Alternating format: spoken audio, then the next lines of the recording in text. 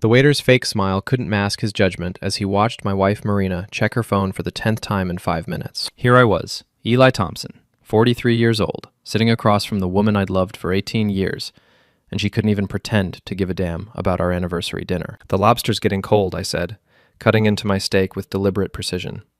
The knife scraped against the plate, a sound that used to make Marina wince. Now she didn't even look up. She finally glanced at me, her green eyes distant. Those same eyes that used to light up when I walked into a room now looked at me like I was a stranger who'd overstayed his welcome. The restaurant buzzed around us, couples laughing, families celebrating, normal people living normal lives. Meanwhile, I sat in this overpriced tomb, watching my marriage decompose in real time. "I said your lobster's getting cold." I gestured toward her untouched plate. $58 for decoration seems a bit steep, even for you." Marina's jaw tightened. "I'm not that hungry." "Right. Too busy texting to eat." I leaned back in my chair, studying her. The woman across from me bore little resemblance to the Marina I'd married. Gone was the girl who used to steal fries from my plate and laugh at my terrible jokes. In her place sat this polished stranger in a designer dress I couldn't afford, fingers dancing across her phone screen like she was conducting a symphony of secrets. Her phone buzzed again. This time, she actually smiled. That smile hit me like a punch to the gut. When was the last time I'd made her smile like that? When was the last time she'd looked at me with anything other than barely concealed irritation? "Marina." My voice came out sharper than I intended. "It's our anniversary. Could you maybe put the phone down for 5 minutes? She sighed, the kind of dramatic exhale she'd perfected over the past year. "Eli, I'm dealing with work stuff. The Henderson project is falling apart, and it's 8:30 on a Saturday night. Success doesn't keep business hours." She finally set the phone down, but her fingers drummed against the table like she was already planning her next text. "You wouldn't understand." There it was, the casual dismissal that had become her favorite weapon. "You wouldn't understand, Eli. You're just a contractor, Eli. You work with your hands, Eli." As if the fact that I built things instead of designing them somehow made me intellectually inferior. I reached into my jacket pocket and pulled out a small wrapped box. Marina's eyes flicked to it, then away, like the sight of it physically pained her. "I made this for you," I said, sliding the box across the table. She stared at it like it might explode. "Eli, we agreed no gifts this year." "You agreed." I nodded and did what I wanted anyway. I watched her face as she reluctantly picked up the box. "Open it." With the enthusiasm of someone defusing a bomb, Marina unwrapped the gift. Inside was a wooden pendant I'd carved from a piece of cherry wood, our initials intertwined with a small heart, suspended on a delicate gold chain I'd saved 3 months to afford. She held it up to the light, and for just a moment I saw a flicker of the old Marina, the one who used to treasure my handmade gifts more than anything money could buy. Then her phone buzzed again, and the moment shattered. "It's beautiful, Eli. Thank you." The words came out flat, rehearsed. She set the pendant back in the box like she was filing it away with all the other inconvenient reminders of our life together. "You're not going to wear it?" "Of course I will. Just not tonight. It doesn't really go with this dress." I looked at her dress, a sleek black number that probably cost more than I made in a week.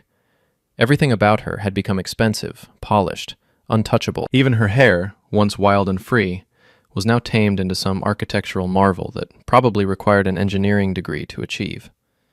Right. Wouldn't want to clash with your image. What's that supposed to mean? Nothing. Forget it. I took a long drink of wine, letting the alcohol burn away the words I really wanted to say. Like how she'd become a stranger. Like how our house felt more like a museum than a home. Like how our daughter Jess looked at me with the same dismissive contempt she'd learned from her mother.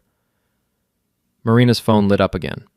This time, instead of checking it, she grabbed it and stood up abruptly. "I need to take this call." "Marina, it's important, Eli. I'll be right back." She walked toward the restaurant's entrance, phone pressed to her ear. Through the window, I could see her pacing back and forth, animated in a way she never was with me anymore. Her free hand gestured wildly as she talked, and that smile, that genuine, radiant smile, spread across her face again. I sat alone at our anniversary table, surrounded by the debris of our failed evening. The other diners had started to notice. I could feel their pity like a physical weight, pressing down on my shoulders. Poor guy, their glances said. His wife can't even pretend to tolerate him for one night. 10 minutes passed. Then 15. The waiter approached hesitantly. Is everything all right, sir? Can I get you anything else? Just the check, I said, not taking my eyes off Marina through the window. She was still talking, still smiling, still living her best life, while I sat here like a discarded piece of furniture. The waiter brought the bill. $143 for a meal she didn't eat and a conversation we didn't have. I left 2 20s on the table and walked outside. Marina was leaning against a lamppost, phone still glued to her ear. When she saw me approaching, she quickly wrapped up her call. Sorry about that. Work emergency. Right. Work. I studied her face in the yellow streetlight. There was something different about her expression. Guilty, but also defiant, like a teenager who'd been caught sneaking out but wasn't sorry about it. Must have been some emergency. You look energized. It was good news, actually. The Henderson project might be salvageable after all. The lie came so easily, so smoothly, that I almost admired her technique. Almost. That's great, Marina. Really great. I started walking toward our car. Should we head home? Unless you have more work calls to make. She fell into step beside me, her heels clicking against the sidewalk. Eli, I know tonight didn't go the way we planned. What exactly did we plan, Marina? Because from where I'm sitting, this went exactly the way you wanted. You got a free dinner and an excuse to text your way through another evening with your husband. That's not fair. I stopped walking and turned to face her. Fair? You want to talk about fair? I've been trying to save this marriage for 2 years while you've been checking out, piece by piece. Tonight was supposed to be about us, about remembering why we fell in love in the first place. Instead, I got to watch you light up for everyone except me. Marina's face hardened. I'm not going to apologize for having a career, Eli. I'm not going to apologize for being successful. I never asked you to apologize for success. I asked you to show up for your own marriage. I am here. No, you're not. Your body's here, but the rest of you checked out a long time ago. When was the last time we had a real conversation? When was the last time you asked about my day, my work, my feelings? When was the last time you looked at me like I mattered? She opened her mouth to respond, then closed it. We both knew the answer. We reached the car in silence. I unlocked the doors and we got in, the weight of 18 years pressing down between us. As I started the engine, Marina's phone buzzed again. This time, she didn't even hesitate. She picked it up immediately, and I saw her face transform. The cold, distant mask she wore around me melted away, replaced by something warm and alive and devastating. Hey, she said softly into the phone, her voice carrying a tenderness I hadn't heard in years. I know. I can't wait either. The words hit me like ice water. I can't wait either. Not, I can't wait to get home. Not, I can't wait to fix things with my husband. Something else entirely. Someone else entirely. Marina glanced at me, realized I was listening, and quickly turned toward the passenger window. I have to go. I'll call you later. She hung up and stared out at the passing streetlights. I drove in silence, my hands gripping the steering wheel so tightly my knuckles went white. The pieces were falling into place now. The late nights at the office, the mysterious phone calls, the way she flinched when I touched her. Who was that? I asked, though I already knew I wouldn't get a straight answer. A client. A client who can't wait for something? Marina's reflection in the window looked trapped. It's complicated, Eli. I'm sure it is.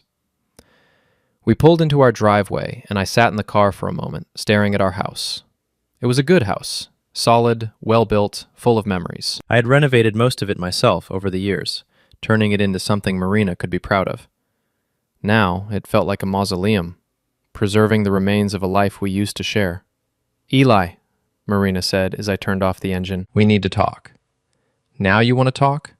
After ignoring me all evening? This isn't easy for me either. I laughed, but there was no humor in it. Right, this must be really hard on you.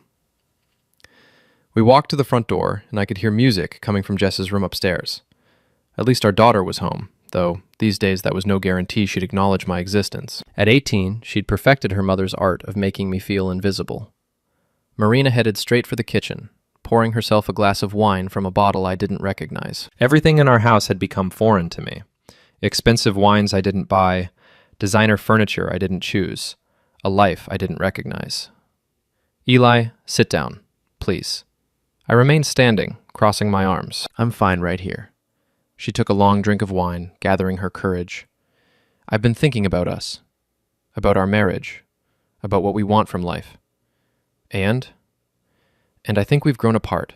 We want different things now. We're different people than we were 18 years ago. The words hung in the air between us like smoke. I'd been expecting this conversation for months, but hearing it out loud still felt like a physical blow. Different how? Marina set down her wine glass and looked at me directly for the first time all evening. I want more, Eli. I want excitement, passion, adventure. I want to feel alive again. And you can't feel alive with me? When was the last time we laughed together? When was the last time we stayed up all night talking? When was the last time you made me feel like the most important person in your world? The questions stung because they were fair. We had grown apart. We had stopped trying. But I'd been willing to work on it, to fight for what we'd built together. Marina, apparently, had found an easier solution. So what are you saying, Marina? You want a divorce? She flinched at the word. I'm saying maybe we should consider a separation, some time apart to figure out what we really want. What you really want, you mean? This isn't just about me, Eli. You can't tell me you're happy. You can't tell me this is the life you dreamed of. She was right, and that made it worse. I wasn't happy. I hadn't been happy in a long time. But I'd been willing to fight for our happiness, to work towards something better. Marina had apparently been shopping for a replacement. Who is he? I asked quietly. Marina's face went pale. What? The client who can't wait to see you, the one who makes you smile like that. Who is he? For a moment, she looked like she might deny it. Then something shifted in her expression. Defiance, replacing guilt. His name is Travis. Travis Mitchell. The name hit me like a sledgehammer. Travis Mitchell. I knew that name. Real estate agent, local golden boy, the kind of guy who wore $1,000 suits and drove a Tesla, the kind of guy Marina had always deserved, according to her mother. How long? Eli, how long, Marina? She looked down at her hands. 6 months. 6 months. Half a year of lies. Half a year of pretending. Half a year of me trying to save a marriage that was already over. I thought about all the times I'd blamed myself. All the nights I'd lain awake wondering what I'd done wrong. All the ways I'd tried to be better, more interesting, more worthy of her love. Jesus Christ, Marina. I didn't plan for this to happen. It just did. Right, you just accidentally fell into bed with Travis Mitchell. It's not like that. Then what is it like? Help me understand how my wife of 18 years accidentally starts screwing another man. Marina's eyes flashed with anger. Don't you dare judge me, Eli. You have no idea what it's like being married to someone who's given up on life. Someone who comes home covered in sawdust and spends his evenings watching TV in his underwear. Someone who thinks a homemade necklace is an appropriate anniversary gift. The words were designed to wound, and they found their target. Every insecurity I'd ever had about not being good enough for her, not being successful enough, not being sophisticated enough, she'd just weaponized them all. I see. So this is my fault. That's not what I said. It's exactly what you said. I'm boring. I'm unsuccessful. I'm beneath you. So naturally you had to find someone better. Travis understands my ambitions. He supports my career. He makes me feel like I can conquer the world. And I hold you back. Marina's silence was answer enough. I stood there in our kitchen, surrounded by the life we'd built together, and felt something fundamental shift inside me. The man who'd spent 2 years trying to win back his wife's love was dying, and something colder, more calculating, was taking his place. So what happens now? I asked. I think I should stay at Nina's for a few days. Give us both some space to think. Nina. Marina's best friend and my least favorite person on earth. The woman who'd spent years telling Marina she could do better, that she was wasting her potential on a simple contractor. Of course, Nina would be involved in this. And Travis? Does he factor into this thinking process? Marina's jaw tightened. I need to explore what I'm feeling, Eli. I need to know if what Travis and I have is real. Right. You need to explore, while I sit here and wait to see if my wife decides she wants to stay married. It's not that simple. It's exactly that simple, Marina. You're choosing him over me, over our family, over 18 years of marriage. Just have the guts to say it. She looked at me then with something that might have been pity. I'm sorry, Eli. I really am. But I can't keep pretending to be happy in a life that feels like it's suffocating me. Then don't. The words came out calm, controlled, which seemed to surprise her. She'd been expecting me to fight, to beg, to make a scene. Instead, I walked to the kitchen drawer and pulled out a business card. David Chen, best divorce attorney in the state. I set the card on the counter between us. I had him on speed dial 6 months ago when I first suspected you were cheating. Funny how things work out. Marina stared at the card like it was a snake. Eli, I don't want this to get ugly. Too late for that, don't you think? She picked up the card, studying it. We can be civilized about this, for Jess's sake. Absolutely, civilized. I smiled, and something in my expression made her take a step backward. Just one question, Marina. When you were exploring your feelings with Travis, did you ever think about what it would cost you? What do you mean? I mean, everything has a price. Every choice has consequences. You've made your choice. Now we get to see what it costs. Marina's phone buzzed again. Without thinking, she reached for it, then caught herself. But it was too late. The gesture said everything. Even now, in the middle of destroying our marriage, Travis was more important than finishing this conversation with me. Go ahead, I said. Answer it. Don't keep your future waiting. She hesitated, then picked up the phone. Hey, no, it's fine. I told him. A pause. I know. I'll be there soon.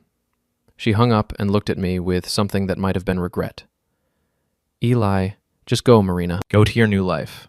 Leave me to clean up the wreckage of the old one. She grabbed her purse and headed for the door, then stopped. For what it's worth, I did love you once. Once, I repeated. How romantic. After she left, I sat alone in our kitchen, surrounded by the silence of my shattered life. Upstairs, Jess's music had stopped, which meant she'd probably heard everything. Another conversation I wasn't looking forward to. I pulled out my phone and scrolled to a contact I hadn't called in months. Sam Rodriguez, my old friend from the boxing gym. Sam owned a bar downtown and had connections throughout the city. More importantly, Sam understood that some situations required a more creative approach than lawyers and divorce papers. The phone rang twice before he picked up. Eli? Christ, what time is it? Time for that favor you owe me, Sam. What kind of favor? I looked around the kitchen one more time, at the expensive appliances Marina had insisted on, the designer fixtures, the wine glasses that cost more than most people's dinner. All of it bought with money I'd earned, in service of a life that had never really included me. The kind that requires your special talents. And Sam? Tomorrow's delivery is going to be quite the shock. A moment I've been planning for ages. Eli, what the hell are you talking about? I smiled in the darkness, feeling something cold and purposeful settle in my chest. Revenge, my friend. Beautiful, devastating revenge. The next morning, I woke up alone in our king-sized bed, staring at the ceiling Marina had insisted we paint dove gray because white was too pedestrian. Everything in our house bore her fingerprints. The throw, pillows that cost more than my work boots, the abstract art that looked like expensive vomit, the coffee table books nobody ever read. I'd built this house with my own hands, but it had never really been mine. Downstairs, Jess sat at the kitchen counter, scrolling through her phone while eating cereal. At 18, she was a perfect blend of Marina's beauty and my stubborn streak, though lately she seemed determined to inherit only her mother's disdain for me. Morning, kiddo. She didn't look up. Dad. Sleep okay? Fine. I poured coffee and sat across from her, studying her face. She had Marina's green eyes and sharp cheekbones, but right now her expression was pure teenage contempt. Want to talk about last night? Finally, she looked up. What's to talk about? Mom finally got tired of pretending to be happy with you. The words stung, but I kept my voice level. Is that how you see it? Dad, come on. You guys haven't been happy in years. At least Mom had the guts to do something about it. By cheating on me? Jess shrugged. Maybe if you'd paid more attention to her, she wouldn't have had to look elsewhere. There it was. Marina's poison. Delivered through our daughter's mouth. How long had they been having these conversations? How long had I been the villain in my own family story? So this is my fault? I'm just saying, Travis actually listens to her. He supports her dreams. He doesn't just grunt and watch TV all night. Travis. She was on a first-name basis with my wife's lover. The betrayal cut deeper than I'd expected. How long have you known about Travis? Jess had the grace to look uncomfortable. A few months. And you didn't think to mention it to me? It wasn't my place. But it was your place to help your mother sneak around behind my back.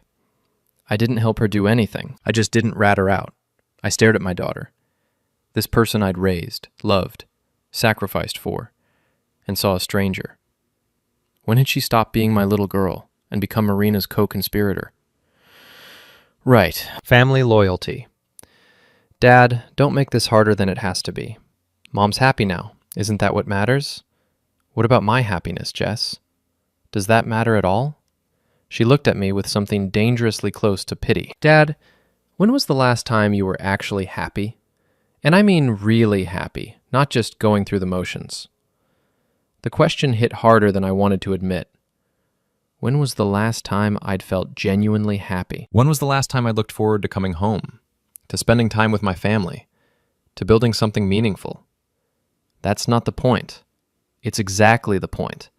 You've been sleepwalking through life for years. Mom just woke up first. My phone buzzed with a text from Sam. Package delivered. You sure about this? I looked at the message, then at my daughter, then at the kitchen, where my marriage had died the night before. Was I sure? Hell yes, I was sure. I need to run some errands, I said, standing up. Will you be here when I get back? Probably not. I'm staying at Mom's friend Nina's place for a few days. Of course she was. Nina's house, the headquarters of the Anti-Eli Coalition. Right. Well, have fun, Dad. Jess's voice softened slightly. I don't hate you. I just think maybe this is for the best, for everyone. I looked at my daughter one more time, memorizing her face. After today, everything would be different. Maybe you're right, kiddo. Maybe this is exactly what everyone deserves. I drove to the gym, needing to hit something before I started making phone calls. Sam's boxing club was in the basement of an old factory building, the kind of place that smelled like sweat and honest work. It was my sanctuary, the one place in town where I was still respected. Sam was waiting for me, holding a manila envelope. Jesus, Eli, you look like hell. Feel worse. Please tell me you got everything. Sam handed me the envelope. Financial records, phone logs, even some photos my guy took outside the Marriott last Tuesday. Your wife's got expensive taste in hotels. I opened the envelope and spread the contents across a bench. Photos of Marina and Travis entering and leaving the hotel. Credit card receipts showing she'd been paying for their little rendezvous. Phone records documenting hundreds of calls and texts between them. This is good work, Sam. Really good. What are you planning to do with it? I gathered the papers and photos, feeling that cold purpose settle in my chest again. I'm going to remind my wife that actions have consequences. Eli, maybe you should think about this. Revenge has a way of what? Making things worse? Sam, my wife has been screwing another man for 6 months. My daughter thinks I'm a pathetic loser who deserves to be cheated on. My marriage is over, my family is gone, and half the town probably knows about it by now. Exactly how much worse can things get? Sam studied my face, and I could see him recognizing something new there. You're not the same guy who walked in here yesterday. No, I'm not. That guy spent 2 years trying to save a marriage that was already dead. That guy believed in playing fair, being the bigger man, taking the high road. That guy was an idiot. And who are you now? I smiled. and Sam actually took a step backward. I'm the guy who's going to teach this town that there's a price for humiliating Eli Thompson. I left the gym and drove to Marina's office, a sleek glass building downtown that housed her interior design firm. I'd helped her move in 3 years ago, back when I still believed we were building something together.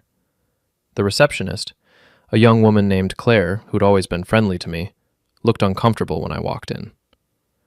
"Hi, Mr. Thompson. I'm sorry, but Marina isn't in today." "I know. I'm not here to see her. I'm here to see Richard."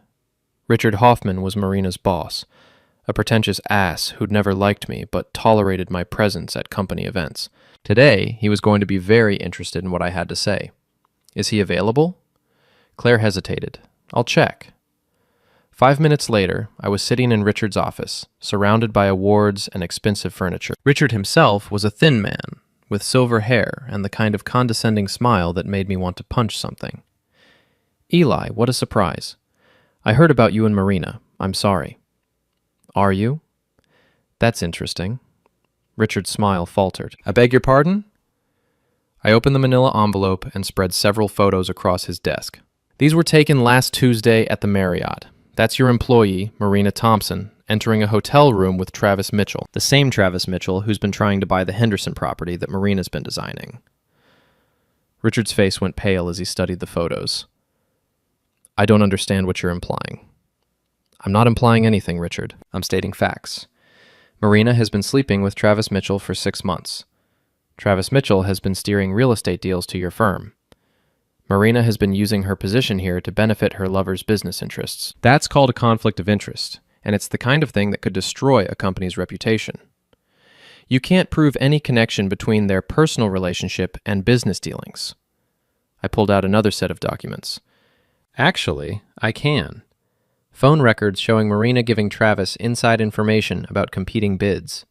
Email records showing her adjusting designs to favor his properties. Financial records showing unusual bonuses and commissions that coincidentally align with Travis's biggest deals." Richard stared at the evidence, his corporate mind already calculating the potential damage. "What do you want, Eli?" "I want justice. I want consequences. I want my cheating wife to understand that her actions don't exist in a vacuum. If this information becomes public, Marina's career is over, your firm's reputation is destroyed, and Travis loses his real estate license." "Yes, I'm aware of the stakes." Richard leaned back in his chair, studying me with new respect. "You're not the same man who used to stand quietly in the corner at our Christmas parties." "No, I'm not. That man believed in loyalty, trust, and playing by the rules. That man was a fool. What's stopping you from releasing this information right now?" I gathered the documents and photos, returning them to the envelope. "Nothing. Absolutely nothing. In fact, I think I'll start with the local newspaper. They love a good scandal." "Eli, wait. Let's discuss this rationally. What would it take for you to reconsider?" I stood up, straightening my jacket. "Nothing you can offer, Richard. Marina made her choice. Now she gets to live with the consequences." I walked out of his office, leaving Richard staring at his desk in horror. By tomorrow, Marina would be unemployed, and everyone would know why. My next stop was Travis's office. Mitchell Real Estate occupied a prime corner location downtown, all glass and steel and aggressive masculinity. Travis had built his reputation on being the golden boy of local real estate, handsome, successful, trustworthy. Today, I was going to introduce him to a different version of himself. The secretary, a middle-aged woman with kind eyes, smiled when I walked in. "Good afternoon. Do you have an appointment with Mr. Mitchell?" "No, but I think he'll want to see me." "Tell him Eli Thompson is here to discuss Marina." Her smile wavered slightly. Clearly, she knew about the affair. In a town this size, everyone knew everything. Travis appeared in his office doorway a moment later, and I got my first good look at my replacement. He was younger than me, probably 32 or 33, with the kind of polished good looks that came from expensive grooming and a lifetime of privilege. He wore a suit that cost more than I made in a month, and his smile was as fake as his tan. "Eli, what a surprise. Come in, come in." I followed him into his office, noting the awards on the walls, the photos of him with local politicians, the general aura of success and respectability. It was all about to come crashing down. Drink? I've got some excellent scotch. I'm fine, thanks. Travis sat behind his desk, trying to project confidence, but I could see the nervousness in his eyes. So what can I do for you? You can stop screwing my wife. The words hung in the air between us like a challenge. Travis's fake smile never wavered, but his knuckles went white where he gripped the arms of his chair. I'm sorry, I don't know what you're talking about. Sure you do. Marina Thompson, interior designer, green eyes, expensive taste in hotels. Ring any bells? Eli, I think there's been some kind of misunderstanding. I pulled out one of the photos Sam had given me and slid it across his desk. It showed Travis and Marina in a passionate embrace outside the Marriott, her hand on his chest, his lips on her neck. Misunderstanding? Really? Travis stared at the photo, his facade finally cracking. Look, Eli, I know how this must look. It looks like you've been fucking my wife for 6 months while pretending to be my friend at community events. It's not like that. Marina and I, we have a real connection. We're in love. The word love, coming from his mouth, made me want to laugh. Love? Is that what you call it when you destroy someone's family for your own entertainment? I never meant for anyone to get hurt. But you did it anyway. Travis leaned forward, his salesman instincts kicking in. Eli, I understand you're upset, but Marina was unhappy long before I came along. I didn't steal her from you. She was already gone. Maybe, but you helped her leave. Sometimes people grow apart. Sometimes marriages end. It's not anyone's fault. I stood up and walked to his wall of awards, studying them with interest. Realtor of the Year, 2019. Community Service Award, 2020. Outstanding Achievement in Residential Sales, 2021. Impressive resume, Travis. Thank you. Must have taken years to build this reputation. All that networking, all those relationships, all that trust. I turned back to him, smiling. Be a shame if something happened to it. Travis's face went pale. What are you talking about? I pulled out my phone and showed him a video file. This is security footage from the Marriott parking garage. You and Marina 3 weeks ago. Very passionate. Very married to someone else. You can't. I can. I will. By tomorrow morning, this video will be on every social media platform in the county, along with the photos, the financial records showing your business relationship with Marina's firm, and a detailed timeline of your affair. Travis shot to his feet. That's blackmail. No, that's consequences. You thought you could take my wife, destroy my family, and just walk away without paying a price? You were wrong. Eli, please, think about what you're doing. This will hurt Marina, too. Marina made her choice. She chose you over me, over our family, over 18 years of marriage. Now she gets to live with that choice publicly. Travis ran his hands through his perfectly styled hair, finally understanding the situation he was in. What do you want? Money? I can pay you. I don't want your money, Travis. I want your reputation. I want your career. I want your future. Just like you wanted my wife. This is insane. You can't destroy my entire life over a relationship that was going to happen anyway. Watch me. I walked toward the door, then stopped. Oh, and Travis? You might want to call Marina. Let her know that her new life is about to get very complicated. I left him standing in his office, staring at the photo of him and Marina, probably calculating how much his perfect life was about to cost him. My phone rang as I walked to my car. The caller ID showed Nina's number, Marina's best friend and biggest enabler. Hello, Nina. Eli, what the hell do you think you're doing? I'm having a productive afternoon. How are you? Marina is beside herself. She says you're trying to destroy her career. I'm not trying to do anything, Nina. I'm doing it. This is petty and vindictive and effective. Don't forget effective.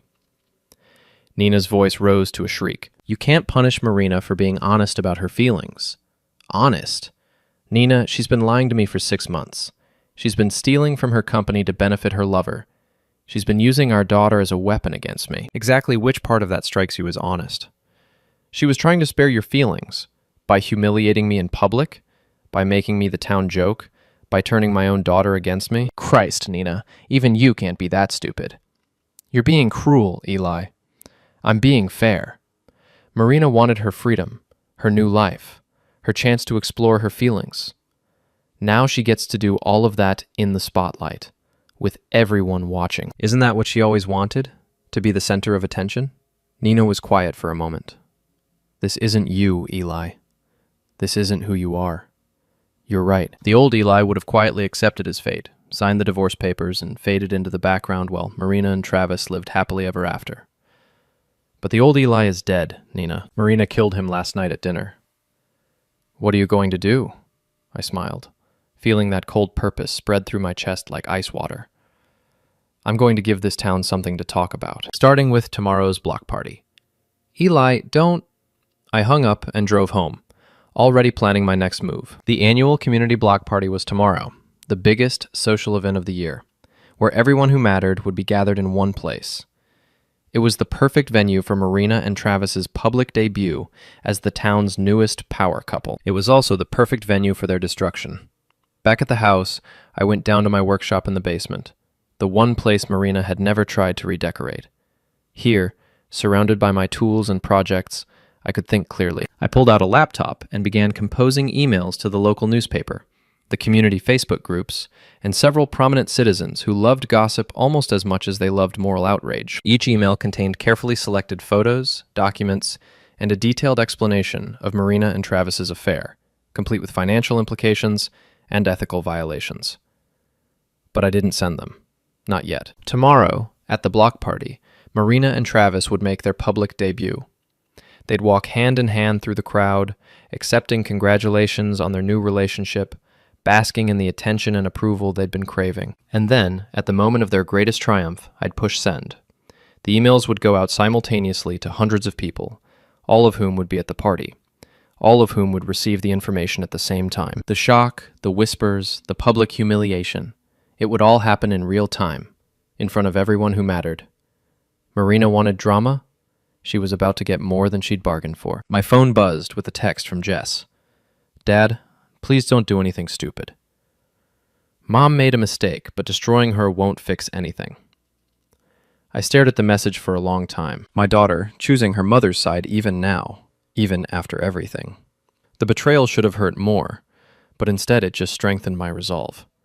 I typed back, "Don't worry, kiddo. I'm not going to destroy your mother. I'm going to let her destroy herself."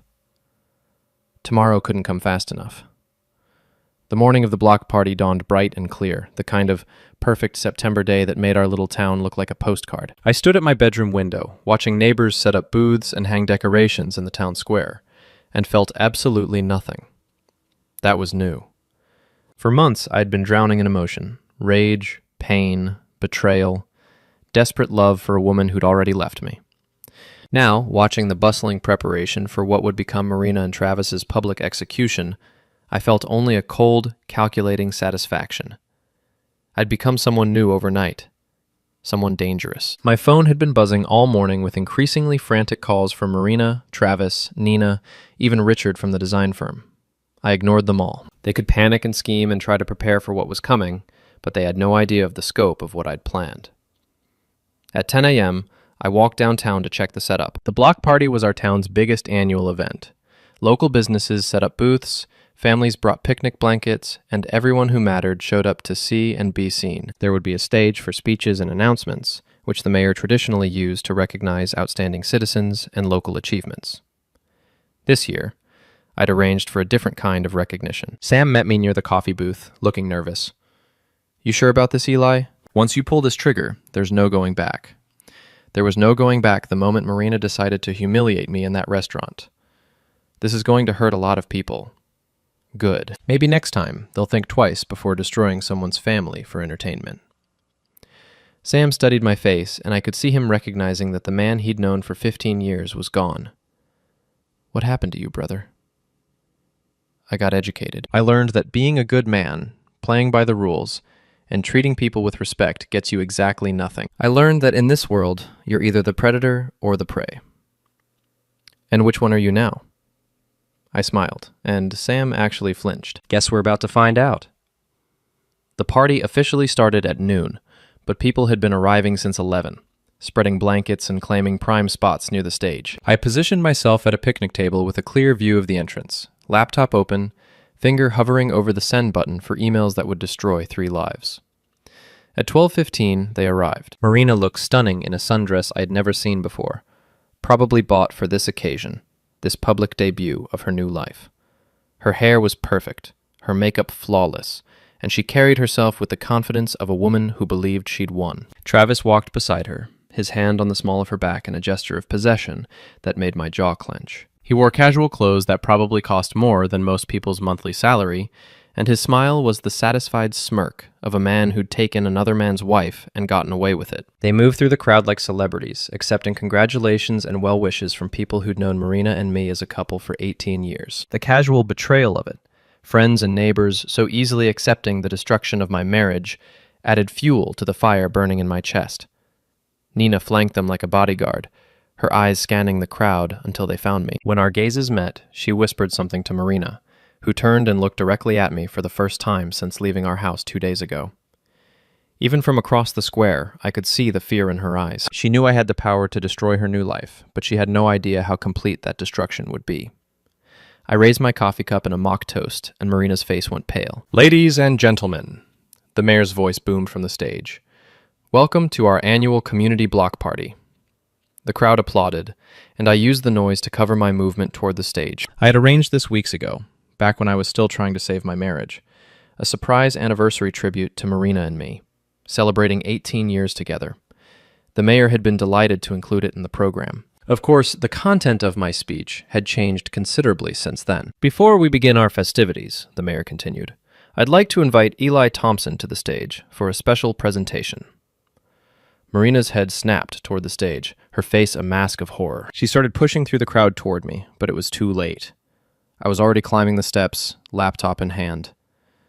"Thank you, Mayor Davidson," I said, accepting the microphone. "I appreciate the opportunity to address our community on this beautiful day." The crowd settled into expectant silence.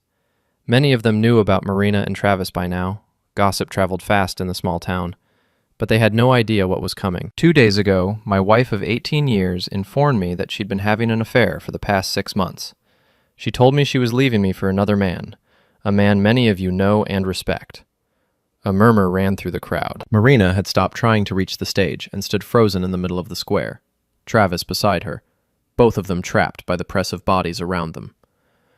Now, I could have handled this privately. I could have quietly signed divorce papers and faded into the background while they lived happily ever after. But that wouldn't have been fair to all of you, the people who have supported them, done business with them, trusted them.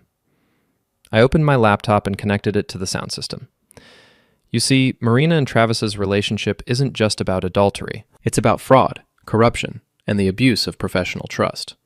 The first image appeared on the large screen behind me. Marina and Travis entering the Marriott Hotel. The crowd gasped, and I heard someone shout, "Jesus Christ!" This photo was taken 3 weeks ago. Marina paid for the room with her company credit card, billing it as a business meeting with a client. That client was Travis Mitchell, who just happened to be steering real estate deals to Marina's firm. More photos flashed on the screen. Marina and Travis in passionate embraces, entering and leaving hotels, sharing intimate dinners while I sat at home wondering why my wife was working so many late nights. "But it gets better," I continued, my voice carrying clearly across the stunned crowd. "Marina has been using her position at Hoffman Design to provide Travis with inside information about competing bids, adjusting designs to favor his properties, and manipulating project timelines to benefit his deals." Financial documents appeared on the screen. Bank records, credit card statements, email exchanges that painted a clear picture of professional corruption, intertwined with personal betrayal. Marina was crying now, her perfect makeup running down her cheeks as hundreds of people stared at the evidence of her infidelity and fraud. Travis looked like he was going to be sick, his golden boy image crumbling in real time. "I want you all to understand," I said, my voice growing stronger. "This isn't just about a marriage ending. This is about 2 people who thought they were above consequences, who believed they could destroy a family and defraud their clients without anyone holding them accountable." The crowd was completely silent now, hanging on every word. Some people were recording with their phones. Within hours, this would be all over social media. "Marina Thompson and Travis Mitchell stole from you. They stole your trust, your respect, your business. They built their relationship on lies and corruption, and they did it all while pretending to be upstanding members of this community.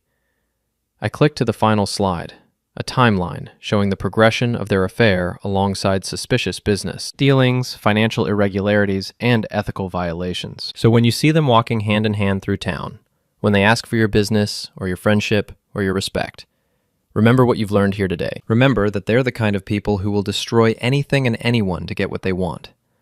I set the microphone down and walked off the stage, leaving Marina and Travis standing in the middle of a crowd that was now looking at them with disgust and betrayal instead of admiration. The silence stretched for what felt like an eternity. Then, someone in the crowd, I think it was Mrs. Henderson, whose property had been part of one of Travis's questionable deals, started to clap. Slowly, others joined in, until the entire square was applauding my public destruction of my wife and her lover. Marina pushed through the crowd toward me, tears streaming down her face. "Eli, how could you do this? How could you be so cruel?" Cruel? I looked at her with genuine amazement. "Marina, you destroyed our marriage, turned our daughter against me, stole from your employer, and humiliated me in front of the entire town. And you think I'm being cruel? This will ruin me. This will ruin everything I've worked for." Good. Maybe next time you'll think before you decide to blow up someone's life for your own entertainment. Travis appeared at Marina's side, his face red with rage. "You son of a bitch, you can't do this to us." "I just did. I'll sue you for defamation, for harassment, for telling the truth. Good luck with that, Travis. Every single thing I said up there is documented, verified, and completely accurate. You've destroyed my business, my reputation. No, you destroyed your business and reputation when you decided to fuck my wife and defraud your clients. I just made sure everyone knew about it."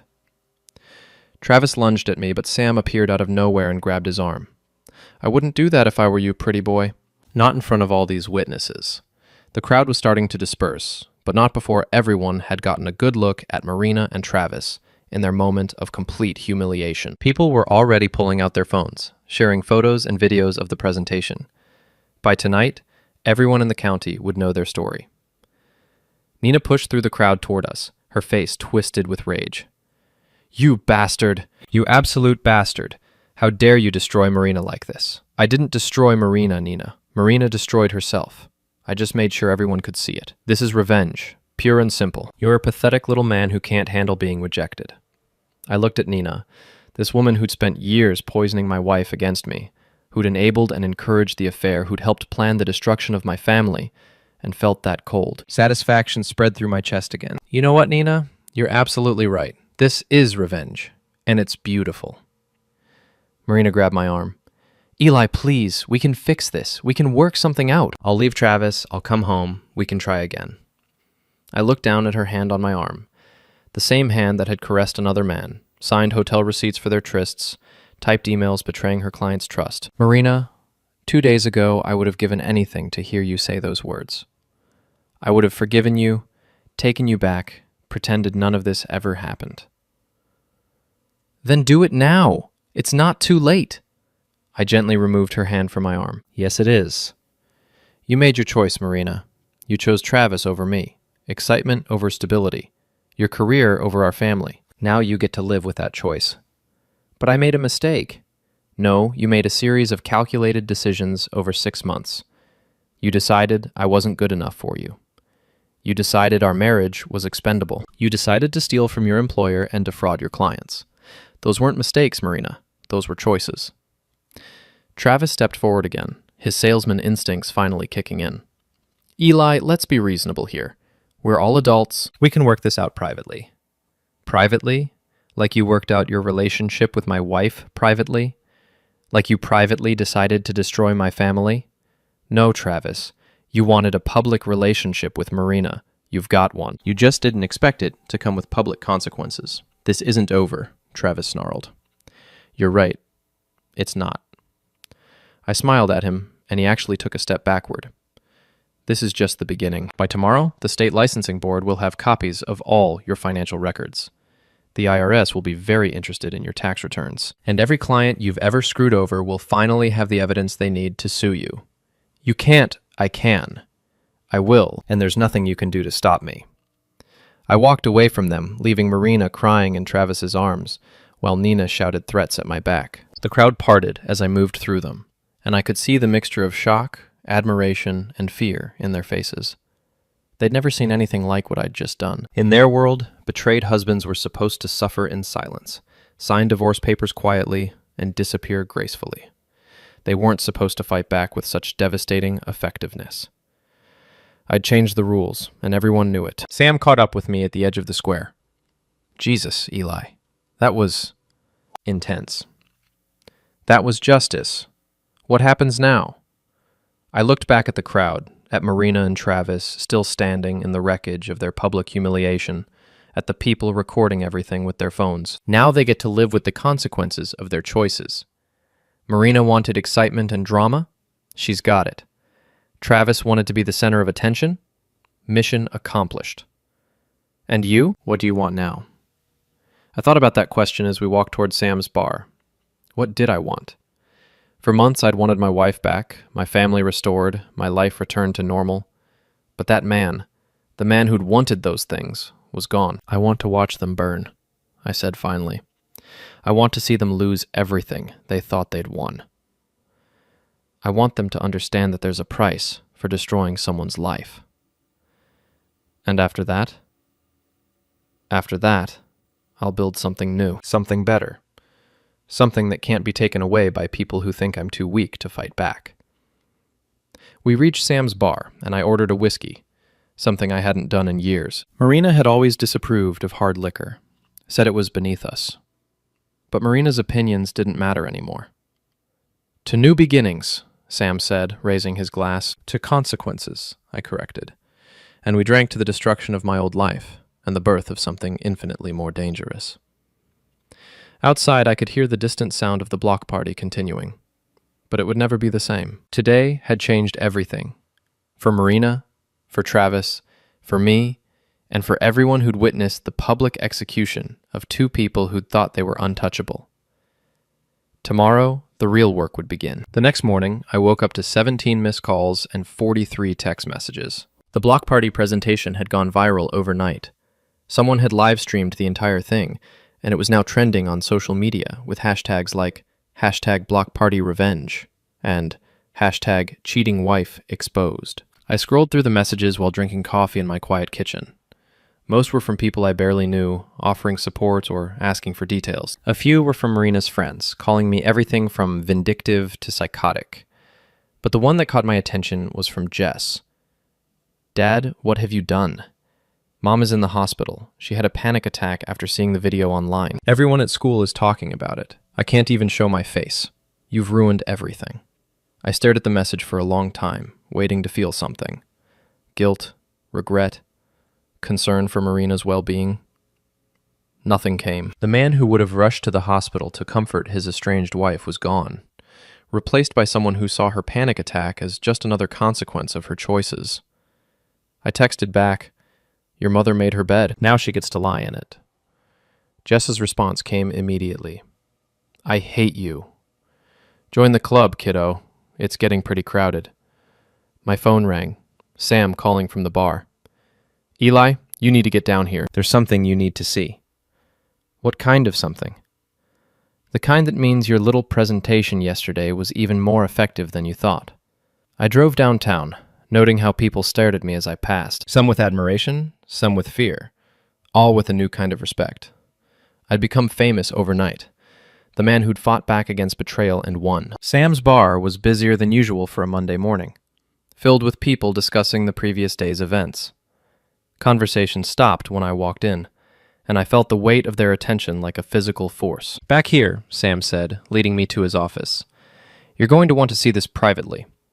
He handed me a tablet showing a local news website. The headline read, "Real estate agent under investigation following affair scandal." I scanned the article, feeling that cold satisfaction spread through my chest again. The state licensing board had indeed opened an investigation into Travis's business practices. 3 former clients had come forward with complaints about suspicious deals. His real estate license had been suspended pending the outcome of the investigation. "It gets better," Sam said, scrolling to another article. Hoffman Design fired Marina this morning, officially for violations of company policy and professional ethics. Unofficially, because Richard's terrified of the scandal destroying his business. I set down the tablet and leaned back in my chair. In less than 24 hours, both Marina and Travis had lost their careers, their reputations, and their futures. The speed of their destruction was almost artistic. There's more, Sam continued. Nina's husband filed for divorce this morning. Apparently, your little presentation inspired him to do some investigating of his own. Turns out Nina's been having her own affair for the past year. The irony was delicious. Nina, the woman who'd enabled and encouraged Marina's betrayal, was now facing her own public humiliation. The web of lies and adultery was unraveling faster than I'd ever imagined. How do you feel about all this? Sam asked. Satisfied. Complete. Like I finally got the justice I was owed. And Marina? Jess says she's in the hospital. I shrugged. Marina's always been dramatic. A panic attack seems like an appropriate response to having your entire life exposed as a fraud. Sam studied my face with concern. Eli, I've known you for 15 years. This isn't who you used to be. The man I used to be was weak. He let people walk all over him, destroy his family, humiliate him publicly. That man is dead, Sam. Good riddance. But what about forgiveness? What about mercy? What about consequences? What about accountability? Marina and Travis thought they could destroy my life without paying a price. They were wrong. My phone buzzed with a call from Richard Hoffman. I answered, putting it on speaker so Sam could hear. Eli, we need to talk. Hello, Richard. I assume you're calling about Marina's termination? Among other things, this scandal is destroying my business. I've lost 3 major clients since yesterday, and the phone won't stop ringing with reporters asking for comments. That sounds like a Marina and Travis problem, not an Eli problem. You orchestrated this whole thing. You could make it go away. I laughed. Make it go away? Richard, I didn't force Marina to sleep with Travis. I didn't force them to defraud your clients. I didn't force them to build their relationship on lies and corruption. I just made sure everyone knew about it. If you don't help me contain this, I'll sue you for tortious interference with business relationships. Go ahead. Every piece of evidence I presented yesterday is documented and verifiable. Good luck convincing a jury that I'm the villain for exposing fraud and adultery.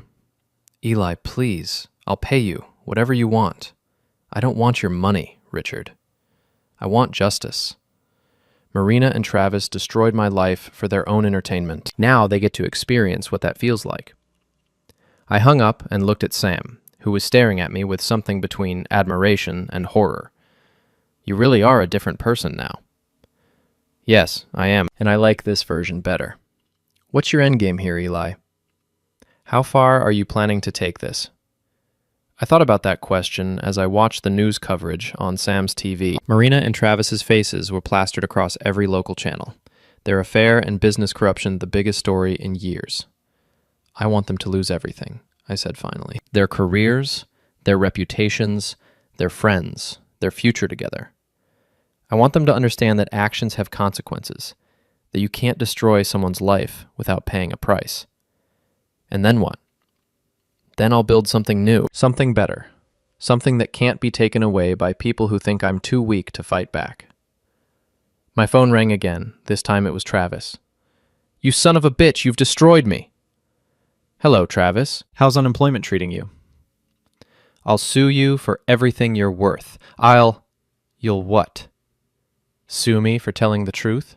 For exposing your fraud and adultery? Good luck with that. This isn't over, Eli. I'll find a way to make you pay for this. Travis, you still don't get it. This isn't about you anymore. This is about consequences. You chose to destroy my family, so I chose to destroy your life. Fair trade. Marina's in the hospital because of you. Marina's in the hospital because she couldn't handle the consequences of her own choices. That's not my problem. You're a monster. No, Travis, I'm just a man who finally learned to fight back. I hung up and turned to Sam. I need you to do something for me. What? I need you to find out where Marina and Travis are staying. They can't go back to their old lives, so they must be hiding somewhere.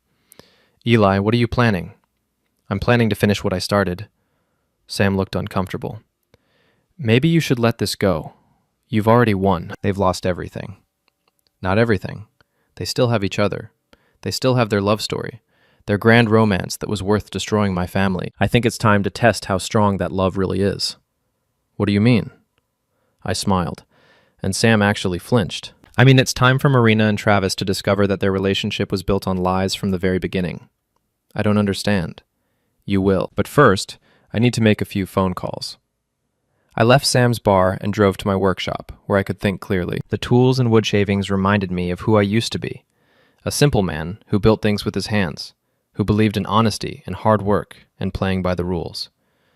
That man was gone, but his skills remained, and I was about to build the most devastating trap of my life. I pulled out my laptop and began researching Travis's background, looking for weaknesses, secrets, anything I could use to drive a wedge between him and Marina. What I found was even better than I'd hoped.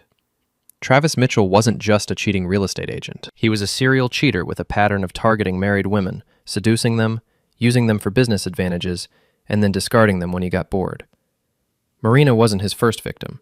She wasn't even his second or third. She was just the latest in a long line of women he'd manipulated and betrayed. And I had proof. Phone records showing calls to multiple women during his relationship with Marina. Hotel receipts showing meetings with other married clients. Even photos of him with other women, taken during the same time period he was supposedly building his great love story with my wife. Marina thought she was special. She thought Travis had chosen her because she was extraordinary, because their connection was unique and powerful. She had no idea she was just another conquest in his ongoing campaign of seduction and betrayal. But she was about to find out. I spent the next hour crafting the perfect message, a detailed timeline of Travis's other relationships, complete with photos, receipts, and contact information for his previous victims. I packaged it all in an email with the subject line, "The truth about your great love story." Then I sent it to Marina's personal email address, the one she checked obsessively on her phone. My phone rang 5 minutes later. Marina, sobbing hysterically. "Eli, please tell me this isn't real. Please tell me you made this up." "Every word is true, Marina. Every photo is authentic. Travis has been playing you from the beginning. But he loves me. He told me I was different, that what we had was special. He told all of them the same thing. You're not special, Marina. You're just another married woman he seduced for business advantages." "I don't believe you." "You're lying. You're trying to hurt me." "Call them, Marina. Call the other women. Ask them about their relationships with Travis. Ask them what he promised them, how he made them feel, what happened when he got bored." The line went quiet, except for her sobbing. "Marina, you destroyed our marriage for a man who was using you. You threw away 18 years, turned our daughter against me, humiliated me publicly, all for a man who never loved you at all. Stop. Please stop. You wanted the truth, Marina. You wanted honesty and authenticity and real love. Well, here it is. Travis Mitchell is a predator who saw you coming from a mile away. I can't handle this." "Then you should have thought about that before you decided to blow up our lives." I hung up and sat back in my chair, feeling a satisfaction so complete, it was almost spiritual. Marina's great love story, her grand romance, her justification for destroying our family, it was all a lie. And now she knew it. My phone buzzed with a text from an unknown number. "This is Travis. We need to talk. Meet me at the old warehouse on Elm Street in 1 hour. Come alone." I stared at the message, recognizing it for what it was, a trap. Travis was desperate, cornered, probably planning some kind of physical confrontation. The old warehouse was isolated, abandoned, the perfect place for violence. I texted back, "I'll be there." Then I called Sam. "I need backup, and bring your friends from the gym. What's happening?" "Travis wants to meet. He's probably planning to do something stupid." "Eli, maybe you should just stay away. You've already won." "No, Sam. This is the final act. After tonight, it's over." I drove to the warehouse, noting the isolated location and multiple escape routes. Travis's Tesla was already there, parked in the shadows. I could see him pacing back and forth inside the building, silhouetted against the broken windows. Sam arrived with 3 other guys from the boxing gym. Serious men who understood that sometimes violence was the only language bullies understood. "Stay back unless I need you," I told them. "This is between Travis and me." I walked into the warehouse alone, my footsteps echoing in the empty space. Travis stood in the center of the room, his perfect hair disheveled, his expensive clothes wrinkled. He looked like a man who'd lost everything. "You destroyed me," he said without preamble. "You destroyed yourself. I just made sure everyone could see it. My business is gone. My reputation is ruined. Even Marina won't talk to me now." "Shocking. It's almost like she discovered you were using her." Travis's face twisted with rage. "You think you're so smart, don't you? You think you've won? I know I've won." "Well, here's something you don't know, Eli. Marina was never the only one. While I was your wife, I was also your daughter." The words hit me like a physical blow. "What?" "That's right. Sweet little Jess. She's not as innocent as you think. She's been sneaking out to meet me for months. Daddy's little girl, giving herself to the man who was stealing her mother." Rage exploded through my chest, hot and violent and overwhelming. I lunged at Travis, but he was ready for me. We crashed to the ground, rolling across the dirty concrete, throwing wild punches. But I was stronger, angrier, and I'd been preparing for this moment for days. I pinned Travis beneath me, my hands around his throat. "You're lying," I snarled. "Check her phone," Travis gasped. "Check her browser history. Check the hotel receipts. I've been fucking your whole family, Eli." I squeezed harder, watching his face turn red. This was it, the moment I'd been building toward. The moment I finally got complete revenge for everything he'd taken from me. Then I heard Sam's voice behind me. "Eli, don't. He's not worth it." I looked down at Travis, seeing the fear in his eyes, the knowledge that he was about to die. And I realized something important. Killing him would make him the victim and me the villain. It would undo everything I'd accomplished. I released his throat and stood up, leaving him gasping on the concrete. "You know what, Travis? You're not worth spending my life in prison. You're not worth anything at all." I walked toward the door, then stopped. "Oh, and Travis? I recorded everything you just said, including your confession about Jess. I'm sure the police will be very interested in hearing about a 32-year-old man's relationship with an 18-year-old girl." Travis's face went white. "You can't. I can. I will. And there's nothing you can do to stop me." I walked out of the warehouse, leaving Travis broken and defeated on the floor. Outside, Sam and the others were waiting. "Is it over?" Sam asked. I looked back at the warehouse, then at the city lights in the distance. Somewhere out there, Marina was discovering that her great love story was a lie. Jess was about to learn that her hero was a predator. Nina was facing her own public humiliation. "Yes," I said, "it's over." But even as I said the words, I knew they weren't true. This wasn't an ending. It was a beginning. I'd discovered something about myself in the past few days. Something dark and powerful and utterly ruthless. I'd learned that I was very, very good at revenge. And I was just getting started.